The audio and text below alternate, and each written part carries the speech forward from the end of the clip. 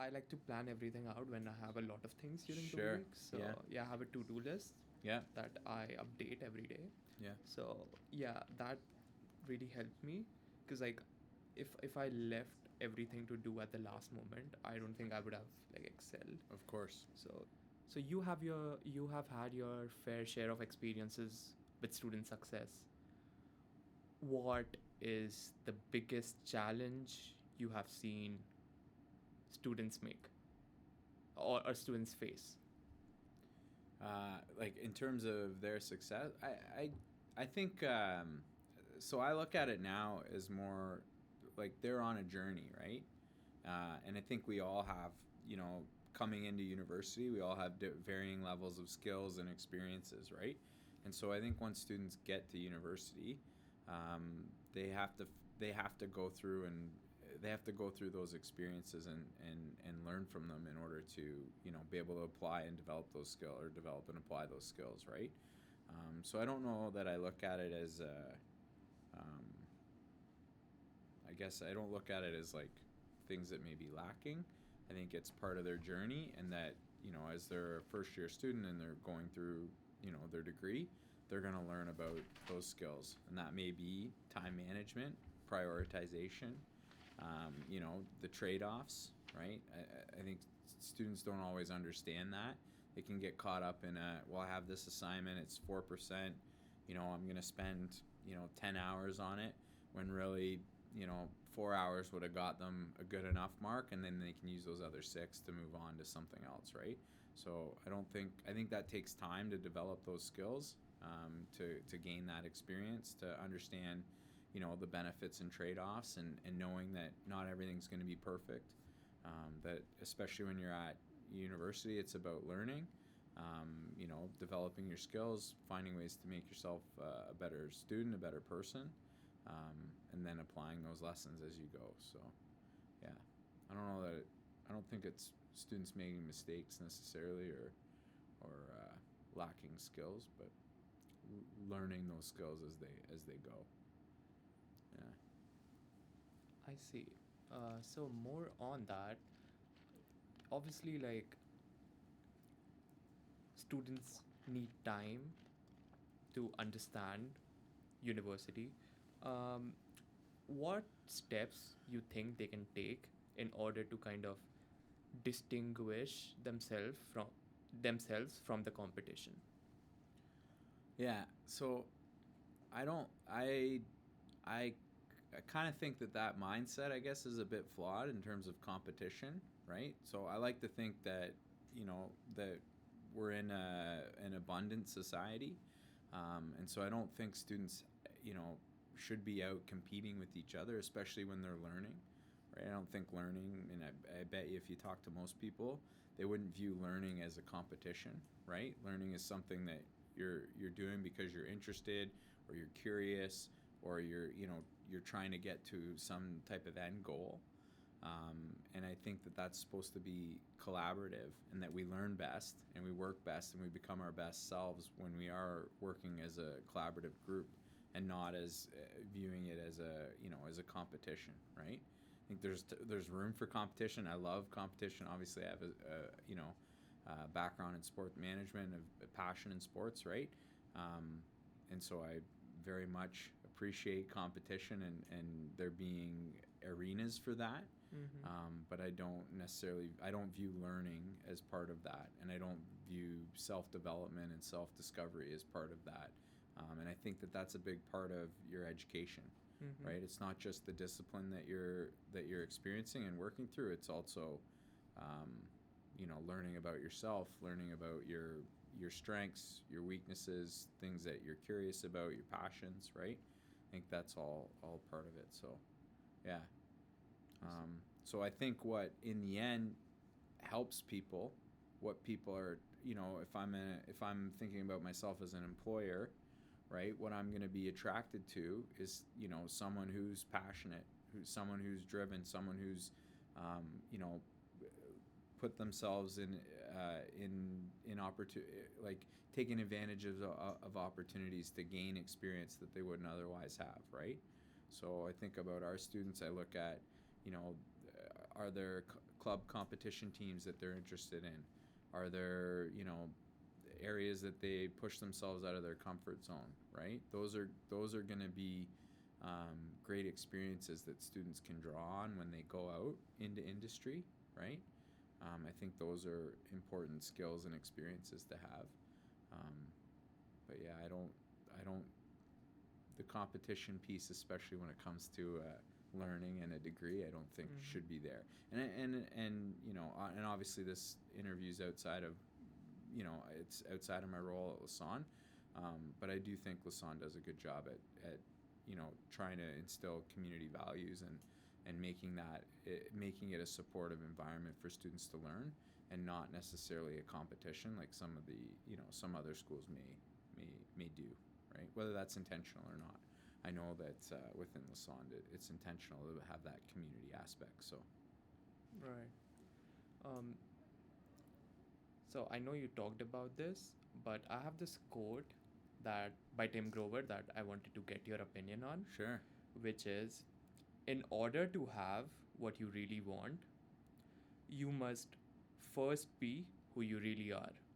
So, what are your thoughts on this? Yeah, I think that really speaks to us needing to know and learn ourselves, especially in the moment of time that we're in. I think that obviously changes, or as you look back and reflect on your experiences. Obviously, understanding who you are changes, and those experiences change and shape who you are. But yeah, I think it's important that you're comfortable with yourself. That you explore maybe insecurities or reactions that you may have to certain situations, so that you fully understand who you are, and then that allows you and frees you up to kind of pursue and be to take on the challenges and strive for those goals that you may have in your life. So yeah. Right. So, I believe like a part of knowing who you are is a lot of accepting. So, did how did you do that in your life? Yeah. um, so a lot of I guess a lot of research, a lot of reading books or listening to books. I do a lot of audio books because I commute, right, about 2 hours a day. So a lot of audio books, a lot of podcasts, a lot of therapy. So I am a big believer in that. Yeah, I think it's important to explore those ideas, whether they're painful or not, to better understand yourself. Again, understand why you're reacting to situations the way you are. Helping yourself to live the values that you have, and the ethics that you have. And so yeah, I do that through a lot of learning. Talking to my friends, my wife. When something comes up where maybe I'm second guessing myself, having those reality checks with a loved one or a therapist or whoever it may be, I think is important and helps us to learn more about ourselves and live our values. So Right. So you have clearly had like a diverse background in terms of like your career. So how does like your versatile skill set help you in your current position? I mean, I guess it's changed a bit now, but it's still a pretty broad portfolio that I'm responsible for. So on a given day, I could be in a situation where I'm meeting with a student who's had a traumatic experience. I could then go to a student event where there's a lot of interaction and it's a exciting vibe, and then I could then go on to some type of governance meeting, or reviewing of some policy, or strategic planning. And so I think my background and experience helps me to I guess shift among those priorities and various topics throughout the day. It's certainly not easy all the time, but it's something that I work at and that I think is important, and I like that variety. So I think that helps too. That I like the variety in my position and in my day to day. I don't want to be stuck doing the same thing day after day, and so I think that my experience really helps me um, to adapt to those situations. So and move through those through the day. Yeah. Absolutely. So my follow-up question is related to that. Um, if someone were to shadow you on like a day-to-day basis, Mm-hmm. what would they be the most shocked about? Oh, I, I, I don't know. I think that's probably person dependent. So, yeah, I know that's not a very good answer, Mm-hmm. but um, I can rephrase that. So, um, what would they not expect that you do on a day to day? That Yeah, what would they not expect you to do on a hmm. day to day?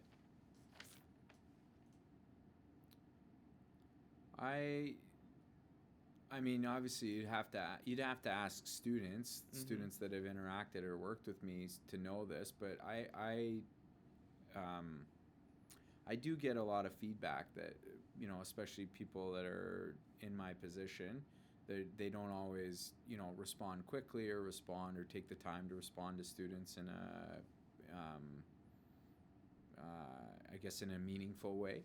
So I do like to think that I pride myself on that, and that's something that I do put a lot of effort into. Right, I think it's important. That's why I'm here. That's why I do the work I do. I want my teams to um, emulate those values as well. Right, and so I would say they probably would be a bit surprised at how much time or effort I put into some of those things. It might be responding to an email, but a lot of the times that's how students reach out, and so I think it's important to give that time and quality back to them. Um, yeah, I think that people would probably be surprised too at the breadth of the day to day. Mm-hmm. Right? It's not I have thought about that in the past and just how like I said, going from one type of student meeting and situation to another, and going from students to upper administration, whatever it may be. That's to my staff team, and um, and I do put a lot of effort into them as well. So yeah, I think that's probably, I guess, the breadth and the effort on the care that I guess I have for students is what they might be a bit surprised at. So, yeah. Absolutely. So you obviously come from a background of student success and sports management. Mm-hmm. So you must be used to giving a lot of feedback. So what are some things or tips that you have learned about giving feedback from like person to person? Because like I believe everyone handles feedback in a different way, Yeah. right? So Um, hmm. So it's not easy, and I think a lot of the times we all do it, but I think we shy away from being direct. But I honestly do believe that is the best way to give feedback, is to be direct, be transparent in what you're trying to communicate to someone. That's extremely important for the person receiving it. Right? You don't want there to be confusion, or you say something and that means one thing to one person, or one thing to you and something different to someone else, right?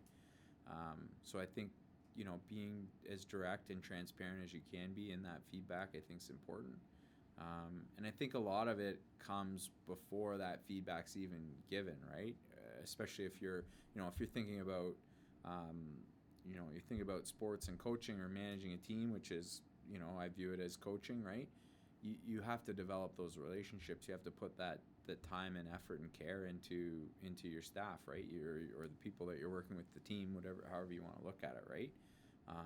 You have to care about them first, um, and showing that care and understanding who they are and their motivations, I think, is really important. And then as you build those relationships, it makes it easier to talk to people, right? You understand how it's best to approach it, when whether something needs to be done in a really formal and serious way, or you can do it in a joking and playful way, depending on the situation, but I think that, that effort ahead of time helps you, to deliver that constructive feedback easier in the long run, for sure.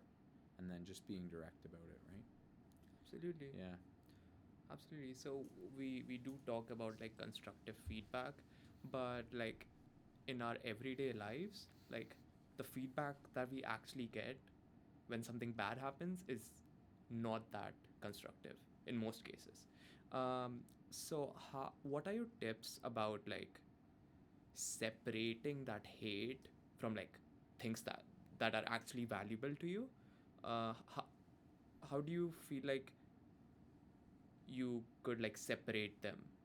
Because like in sports, like there's a lot of back and forth and like between players even, but like sometimes they are just trying to help each other, but it's just the words don't come out right. So what are your tips in terms of like separating that hate from actual feedback? I Do you have an example? Sorry, I'm a little a little confused. Absolutely. So let's say you get in a heated argument with Yeah. someone, Yeah. and let's say the other person was uh, actually trying to help me, but they were talking to me in a way which was like rude. Right. So how me as a person separate that in that argument the words shared, like how do I separate that hate from like the things that the person was actually trying to help me with? Right. I mean, that's a okay. That's a I guess a pretty broad question. Mm-hmm. So I guess one thing, and it kind of goes back to what I was saying earlier, is, in situations where you're reacting. So in that situation, you've now had this emotional reaction, right? I think that's a good, you know trigger or warning to understand. Okay, something's going on with me. Something about this situation is causing me to get angry or upset or to have all these emotions. I think that's a good warning and understanding that you need to look at yourself. Like, why are you reacting a certain way to it? It may be that someone's disrespected you or said something extremely rude or offensive to you, and you may have had an appropriate reaction to that. But it could also be that you're defensive or you're not receiving that criticism very well, or that criticism reminds you of something else that you're holding on to that causes you to react that way. And so I think that goes back to like knowing yourself, right? And obviously in the situation, in the moment, it's difficult to do that. Typically we react emotionally, especially. I would say the less experience we have, the more emotional our reactions can be. It's harder to take that step back. Um, but I think, yeah, that's the first thing I would think about is, if I'm having this emotional reaction, why am I having it? Maybe I need to take a minute or two or a day to step aside and really think about this, and then come up with kind of what is gonna help me, what is gonna help my goals here. Is it that I need to communicate to this person? I need to communicate my feelings because that's gonna make me feel better, or is it that I need to ignore them, or that this is causing me, it's sidetracking me from what my purpose is, so I don't need to interact anymore, or I was happy with my emotional reaction and I can move forward from that. So I think it just depends on the situation and what's happening, and that's again goes back to the learning, right? Where as we experience life and we reflect on our experiences, that's where we learn. Yeah, I handled that well. I was really proud of that moment, or no, I didn't handle that well, or sometimes you handle it well in the moment, and then years later you reflect and think, oh, maybe I could have done that different, or you have a different lens, right? So Absolutely. So there have been a lot of times, especially like in a student's career or even my career, where a lot of things have happened at the same time, and I have stayed calm, but I've only learned that recently. hmm So what are some teachings that you give to students to help them stay calm during these stressful situations in their career where like they are getting rejected by these jobs, maybe their grades aren't the best, difficult courses, Yeah. so how to navigate around that? Yeah. Um, I mean, part of that is that's that's the student experience, right? That's the experience that students have to go through, right? And that's part of what their the journey, the path that they're going down is, right? Most students come here because they want their degree to lead towards a career, whether that's a career in research or that's a career in industry somewhere. So I think when students are down on themselves, or when they're feeling, if they are feeling rejected or overwhelmed or stressed, right? I think in the moment you want to be empathetic and just kind of be with them, right? I think that's what someone would need in that moment. Mm-hmm. Um, I think you know some of the advice I would give is around, you know are you prioritizing? Have you, overextended yourself? Are your expectations in, are they reasonable or in line with your efforts? Are you focusing on what you can control, right? I think that comes up a lot, and a lot of the times, we have wishful thinking, or we think about things, or hope for things that are beyond our control. And when you talk about the job search, I think people don't always think about how difficult that is, or how out of control a lot of those processes are, right? Mm-hmm. I mean, you can put yourself in a great position. You get a great education from Lassonde. You have some, experiences while you're here, right? Leadership experiences, competition experience, whatever it may be. And you're going to go out and you're still going to have to apply to, 100, 200, 300 companies before, before you get that break. And I think that goes to show how much of some things are out of our control, right? And so in those moments, I would say, focus on what you can control. Focus on your day to day. Break it down, and we talked earlier just about breaking it down into more manageable, smaller steps, Mm-hmm. right?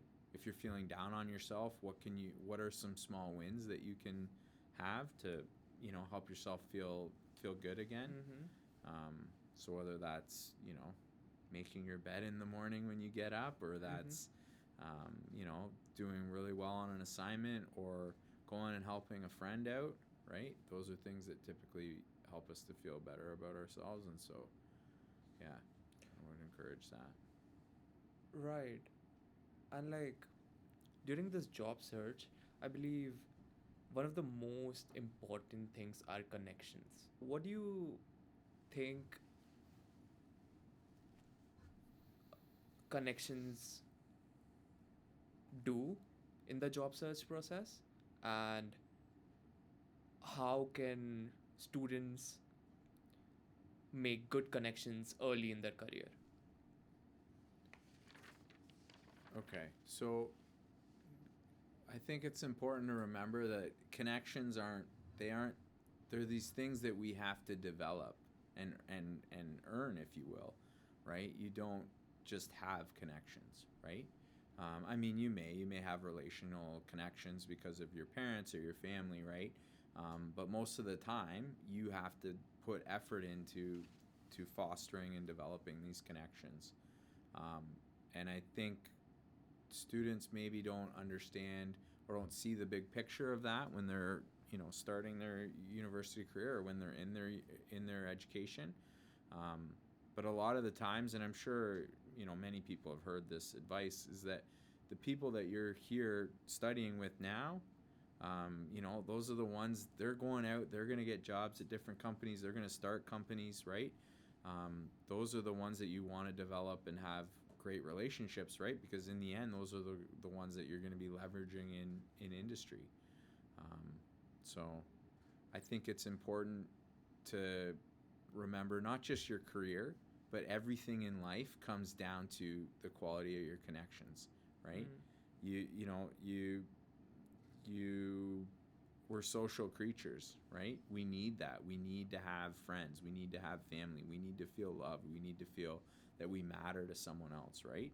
And you have to, invest in that with other people in order to have a fulfilling life. And I think that that applies to your career, to your outside of your career opportunities, to the experiences that you're going to have, to the happiness of your day to day. That all does come down to connections. And so while you're here, while you're studying, invest in those as much as you can. Mm. This isn't going to be popular with the academics, but to me, it's more important to spend time with a developing a friendship than it may be to submit that 2% assignment, if you will, right? Mm. Like if I had to make that trade off, I probably would, but I'm also like that also is something that I really value, I think. So usually it doesn't come down to having to make that trade-off, Right. but finding if you can find that sweet spot where you're using your academics and your studies to build those connections, I mean that's really where you're gonna make your hay as a student, right? And then and beyond. So Right. And I believe like student clubs is a great way to do that. Like it's a bit of academics because like it's technical work that you're doing, yeah, and like you're working with people and like you're talking to them. So I feel like student clubs is at that intersection of academics and connections. yeah. Um so yeah, more about the connections aspect. How do you foster those connections, especially for like students who are in like technical backgrounds like engineering and computer science, where it's so technical that you have to just sit in front of a screen for like hours? How do you prioritize making connections and like fostering them? Like you're saying in terms of the work that you're doing as a student, a lot of your assignments may be very like solo or Yeah. yeah. I think so. I guess asking questions of your classmates, asking questions of your peers. Hey, we have this assignment.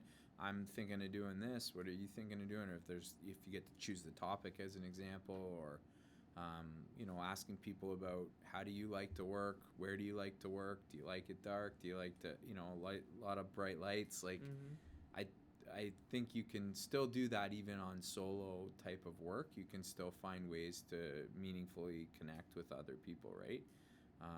Ultimately, if you show an interest in someone and a curiosity about someone, um, that's gonna open them up to you and help to build that connection, right? So, finding ways to do that and thinking about others, right? How being curious about others regardless of your situation is going to help to build those connections, right? Curious, thoughtful, right? Those things go a long way. Doesn't have to be all the time neither. Just those little things. You think about your friend when you get a message from them when you haven't heard from them for a bit, or hey, hope you're having a great day, or I was thinking about this time we had together, right? Um, those make you feel good, and they help to remind you or strengthen that connection. And as students, the good thing is you have a lot of shared goals, right? If it's this, you're in the same class, you have these assignments you have to do, you all have to do them, right? So how do you use those shared goals and experiences to bond and develop those relationships? And yeah, Mm-hmm. and then I think the other thing is pushing yourself into opportunities that maybe you're nervous about, or that you're shy about, or that you haven't taken advantage of, right? So I think that really helps to open up perspectives and gives you time to meet other people and to have those shared experiences. Yeah. Absolutely. And like as you said, like we are like social creatures. Yeah. um so a lot of like it comes from like like mindset. So if I have a mindset that has a good work ethic, I do all my work on time, then I'm going to attract people who are similar to me. Sure. So, what are your tips on developing a good work ethic? Oh, um, I think so. I guess for that, I would, I guess I would ask myself, whatever the assessment is or the course, right?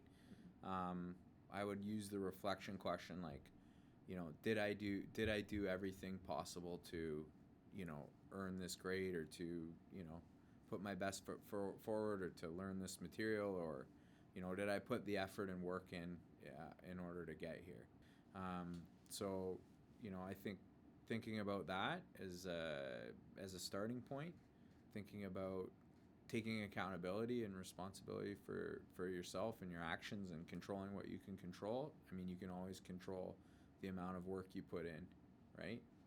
So, um, I mean, sure, there's limits if if you want to dive into it. If you, have too many classes in a semester, you maybe can't put all the amount of work that you'd want to into a specific course. But yeah, I think being realistic with that, understanding what um, the expectations are, um, knowing what your goals are, I think helps with motivation, right? I guess work ethic comes down to that, like motivation, and how you're, um, what your goals are, how motivated you are for that class or assignment, or getting that degree, or getting that job. And yeah, Yeah.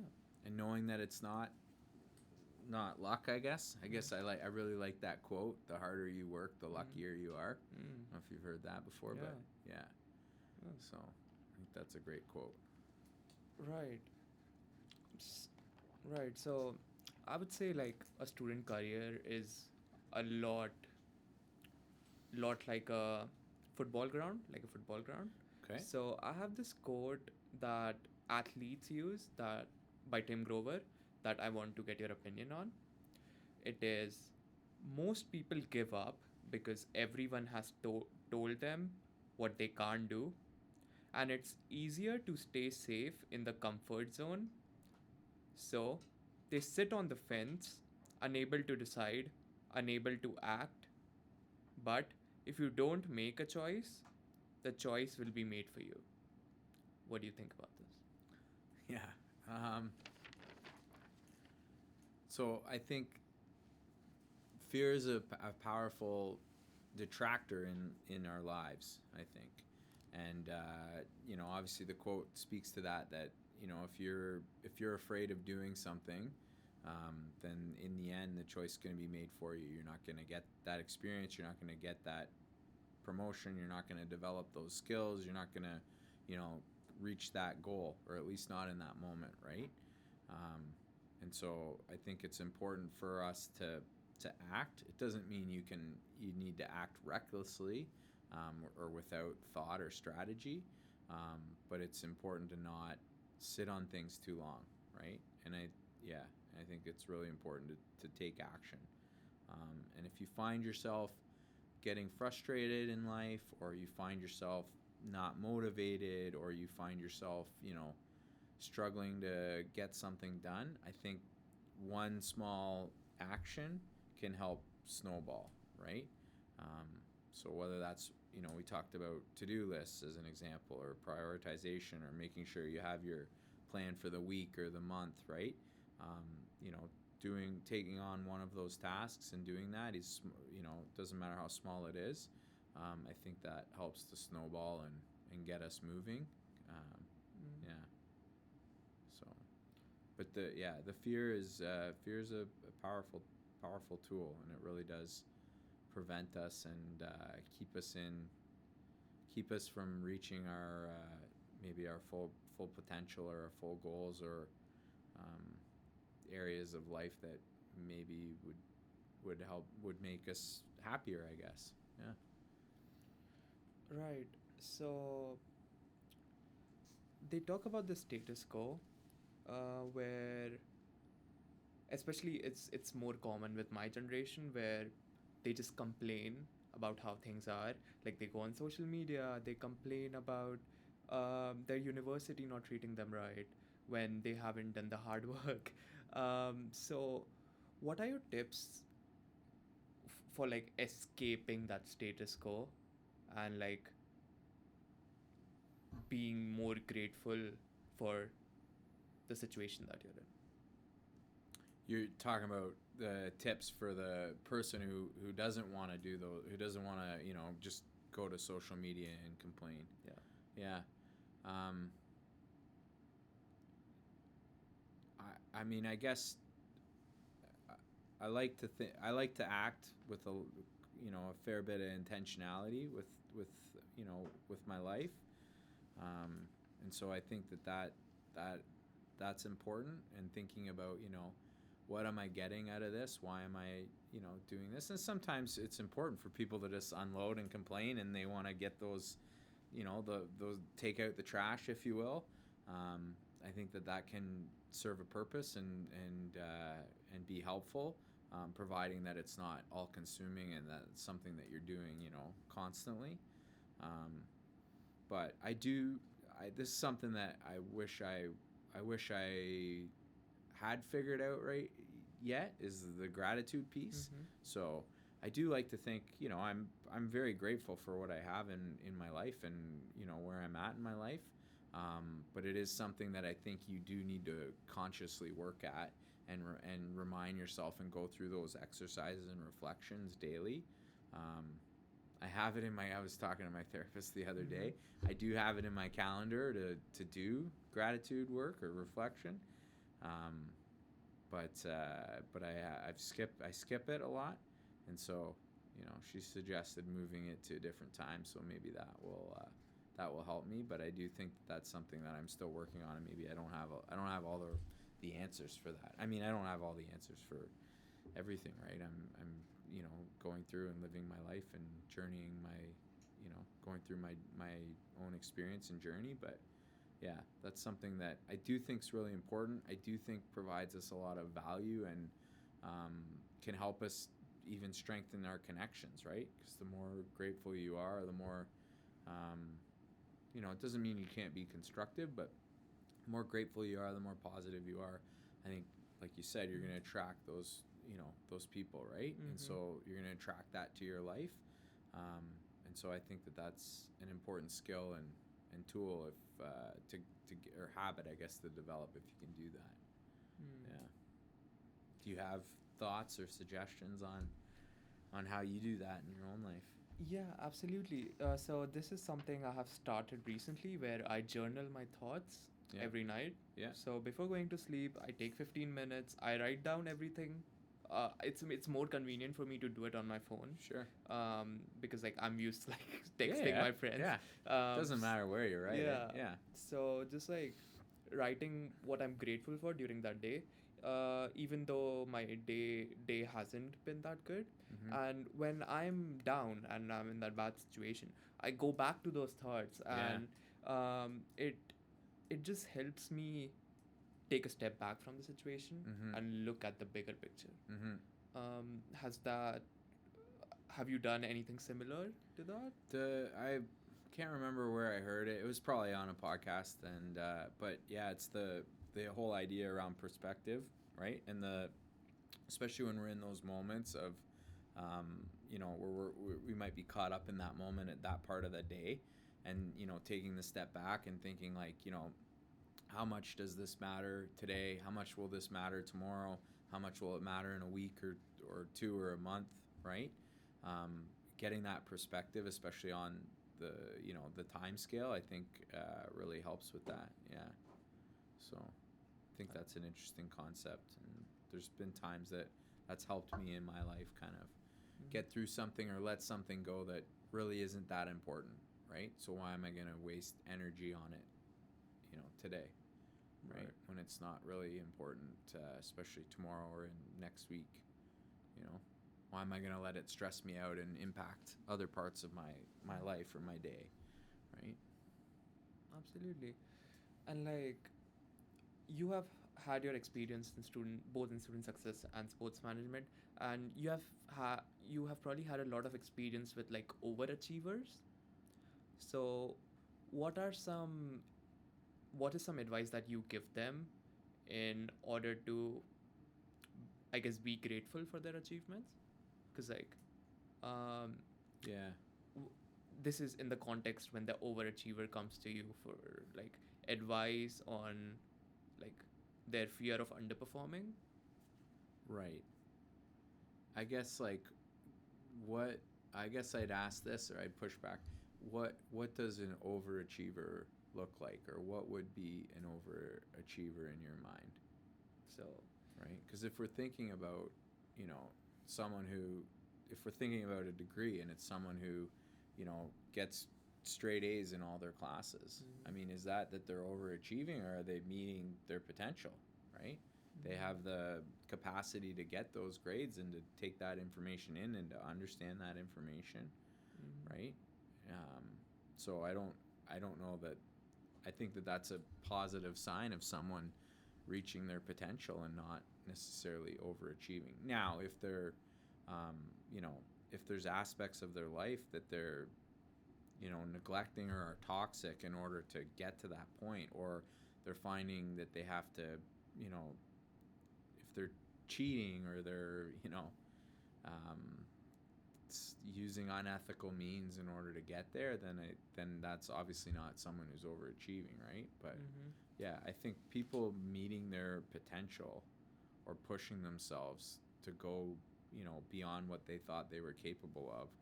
Um, I don't know if I call that overachieving. I think that's people achieving greatness in their life. I think those are really important examples for us to see, especially when it's done, um, you know, properly. And I think it's important to celebrate those, right? Um, yeah. I understand, but I believe there's a fine line between like being an overachiever and being a perfectionist. Right. So, how do you help students see the difference between the two? Right. Yeah. Yeah. I think I certainly can see perfectionism differently than overachieving, right? And so that's, you know, someone who's never satisfied with what they're putting out. And I think it comes back to some of those other things I was saying, like you're, you know, that person who's striving for perfect, they're gonna put, you know, those 5 extra hours into an assignment when that has a detrimental impact on a relationship or another assignment or another course or a course down the road, right? So I think, you know, understanding that that's I guess, a fool's game, that you can't keep that charade up forever, and that there's something probably inside you that's driving you to get to that point or pushing you to get to that point. So I think perfectionism isn't. I don't think that that's a healthy thing, right? Doesn't mean you can't have high expectations and high bars and like want to continue to push yourself to, you know, achieve what you maybe thought was impossible or improbable in your life. I think that can be done in a healthy way, and it doesn't have to be driven through perfectionism, I guess. Hmm. Do you feel like you had to know this, like the fine line between perfectionism and overachieving, early on in your career when you were a student? I didn't know this, right? Right. Like these are things that I think goes back to what I had said around you have to go through experiences in life, and that that's always going to be the best, in my opinion. It's always going to be the best teacher, right? The more you experience, the more you reflect on those experiences, the more you're going to understand about yourself, right? So typically, maybe there's people out there that um, you know that aren't, but typically people who are perfectionists, right? They're driven by something. There's something that's happened in their life, or in their upbringing, or they're conditioned somehow to be constantly chasing this perfect situation, right? Or this striving for more and more and more. Typically there's something that's pushing them that isn't healthy. Mm. But I think that takes people time and experiences and to learn from others, and you're starting to hear that more and more, right? I mean, there's quotes from famous founders or, people who are, you know, they're considered, role models or idols, right? But there's something that's in them that's dark that's driving them to these places, right? It's not always healthy, and it typically has impact or casualties along the way, right? Absolutely. So yeah, I wanted to talk to you about this thing you mentioned. I like to call it toxic fuel.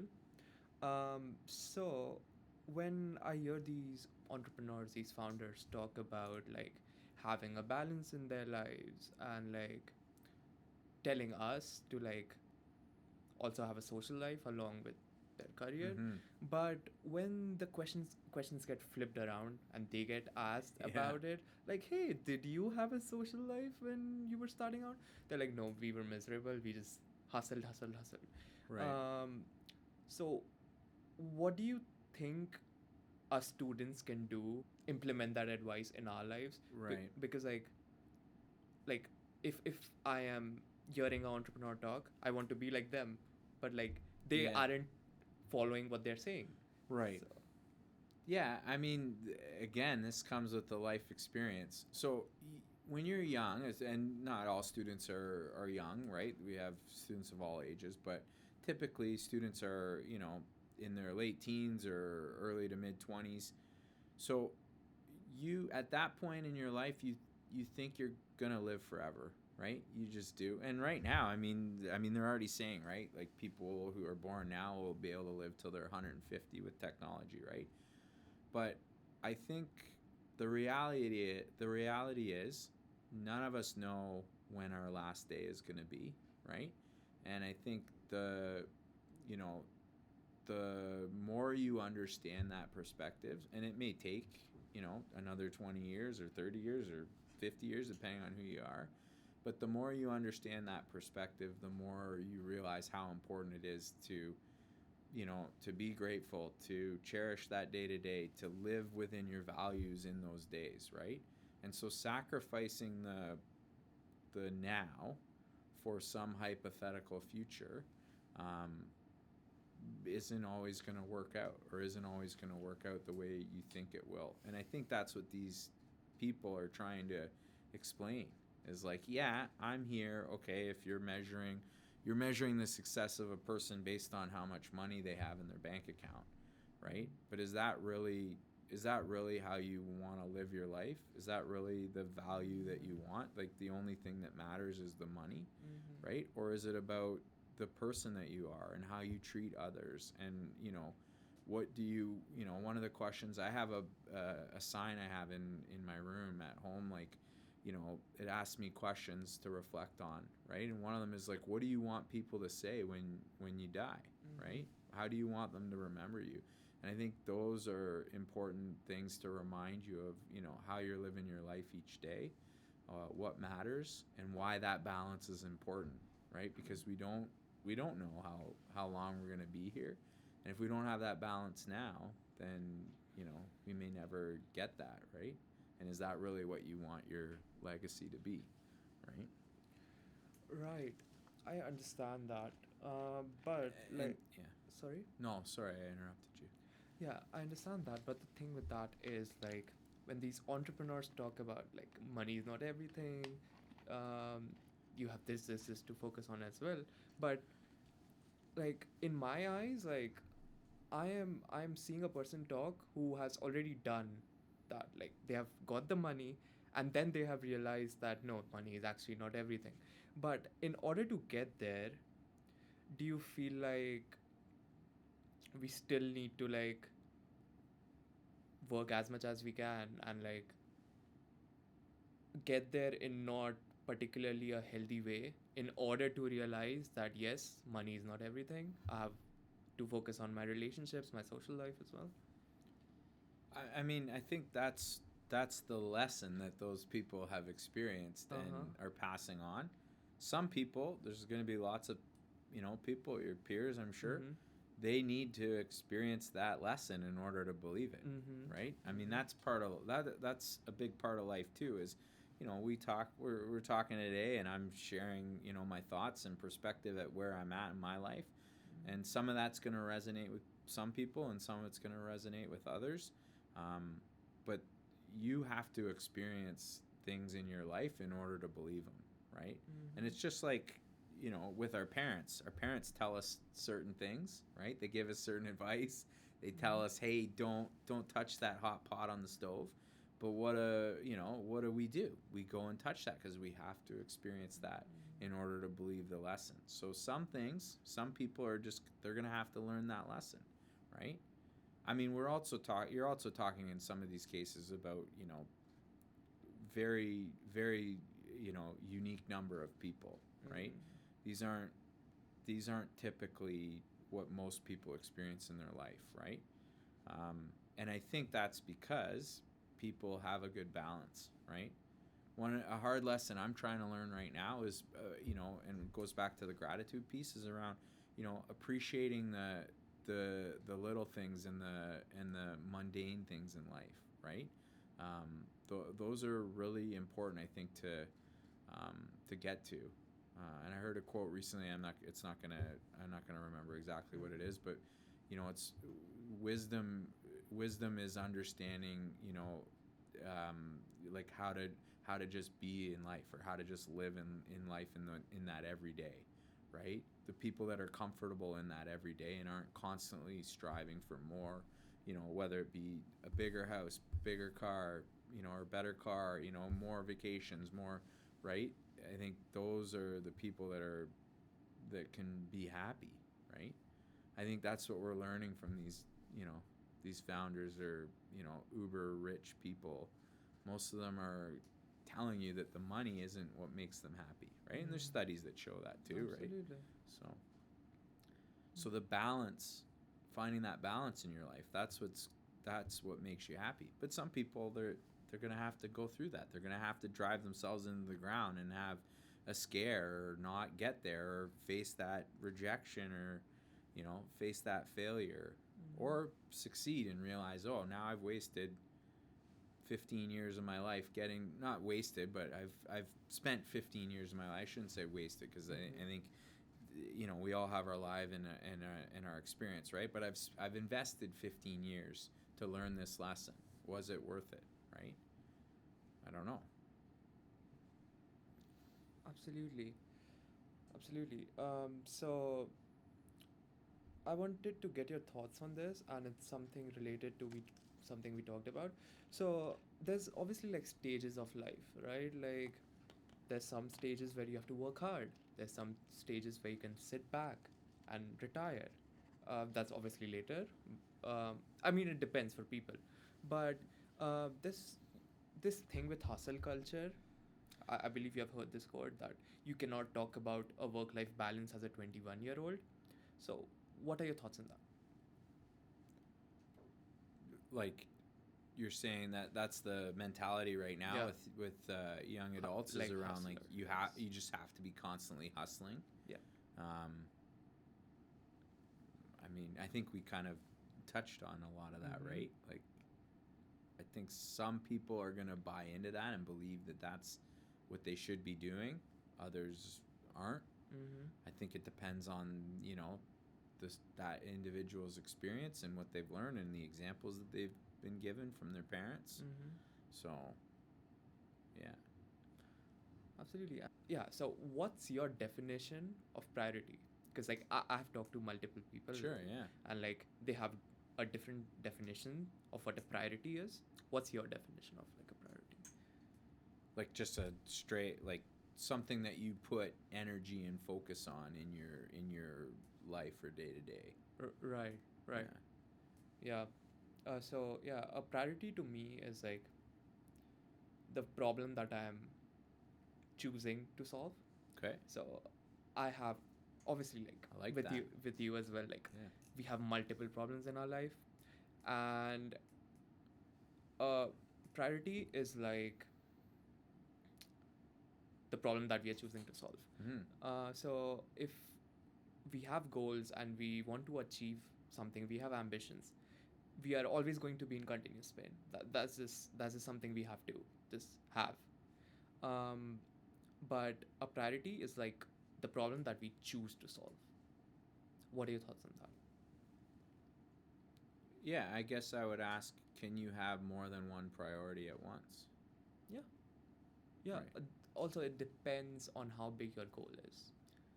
Like, you can still have like a social life while being like an entrepreneur. Um, but again, it's the problem that you're choosing to solve. Mm-hmm. And over time, like during hard times, there are two things that can happen. Either times can get easier, or you just get harder. Like you get more resilient to Mm-hmm. things. So, what are your tips to build resilience as a student? Oh, geez. I guess I think it ties into what you're talking about around prioritization and the problem you're choosing to solve. I think I mean, thinking about your own motivation and why you're doing something, it has to align with what you're doing or pursuing, right? And I think you'll you'll know when things become, so challenging, or it's, extremely difficult to, get through specific courses, or to get motivated to complete the assignments or assessments within a course, and you're experiencing that over and over. I think that's when maybe there's not alignment with what I'm pursuing, right? And there's typically other motivations or rationale as to why maybe you're in the degree that you're in. Um, so I don't know if like, I think resilience plays in when you're continuing to explore and figure out what is the right problem for you to solve. And that might be, you started with an engineering degree, and you should be in business, or you should be in computer science, whatever it is. um, but I think the resilience comes into play when you're facing those challenges, and they get to the point where you have to dig deep for that motivation. um, but I don't know that someone, I don't know, I guess I find it challenging to provide like motivational advice, I guess. So I think like that's specific to an individual and to the circumstances that they're in, right? Absolutely. So Absolutely. So, um, I wanted to ask you, what are some times in your life that have helped you build that resilience? yeah, I mean, my own degree. There was times in my degree where, you know, I it wasn't the right program for me, and I felt like giving up, right? Like that's challenging. So I think, managing to get through that, and to continue to pursue my degree. I think that was, a period in my life where I've shown that resilience, right? I think, especially when we're young, we're conditioned to think that life is going to be linear. So we're going to school, and now we're going to university, and we're going to get a degree, and then we're going to get that job, and now I'm just going to keep going in promotion and promotion, and like things are just going to get better and easier.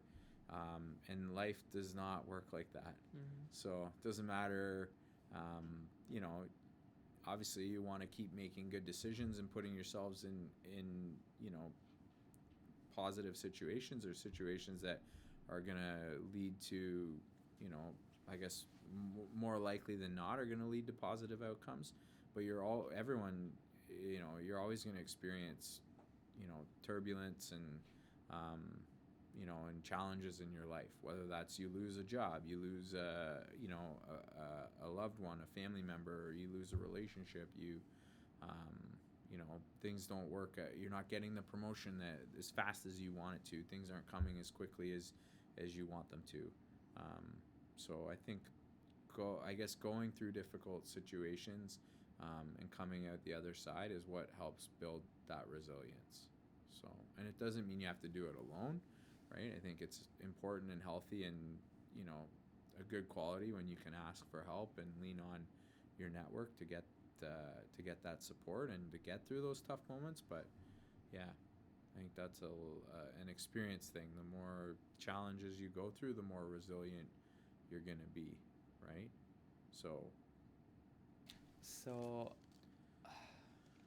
wow, that's so insightful. um, so I have my final question for you. okay. What is the best piece of advice you have ever heard Oh, or received? oh, geez.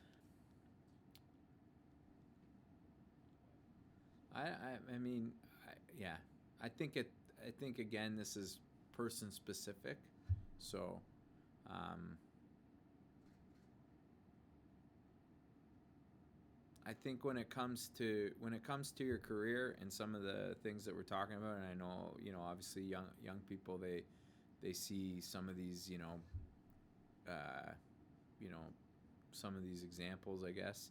Um, I think it's easy to want to chase. It's easy to want to chase like material items or to chase money, right? But especially if you talk to a lot of those people or read interviews, you're gonna find that it wasn't the money that they were chasing. It was the passion, the why. There's something they were chasing, and so I think if you can figure that out, and I think if you can figure that out, I think that will go a long way in your life. And yeah, yeah.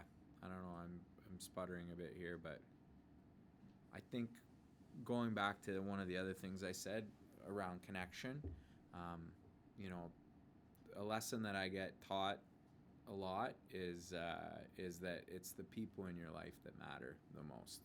So if you focus on the people and being a good person to others, then opportunities and good things are going to come to your life. So maybe I would say that. Yeah.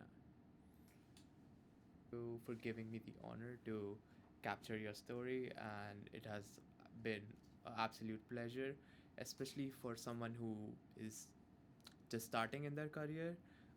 Your advice and the way you guide students is just inspirational. So, Hi, it's been a pleasure. A lot of talking. I would have, obviously would have been um, nice to get into a bit more of a banter, but I think we got there on a couple things, which was nice. But no, it's been a pleasure talking to you. I appreciate this opportunity. It's obviously a new experience for me as well. I'm not, normally being interviewed or part of podcasts and stuff. So it's been a great experience and something that I'm going to take with me and learn from as well. So I appreciate it, and